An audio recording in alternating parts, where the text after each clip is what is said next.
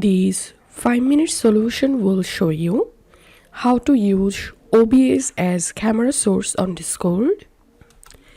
To use OBS as camera source, first of all, you have to download and install the OBS Studio on your computer.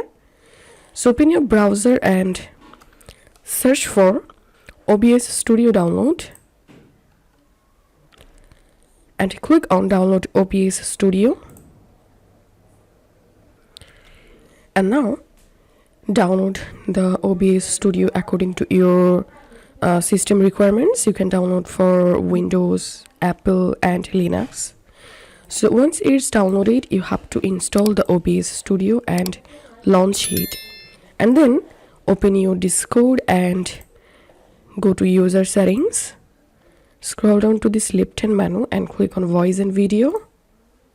Scroll down and here you will get video settings. Click on this camera drop down and here you will get OBS Studio. All you have to do is just select obs-virtual camera, and this is how we can use OBS as camera source on Discord. If you find this video helpful, make sure to subscribe 5 Minute Solution. See you in the next video.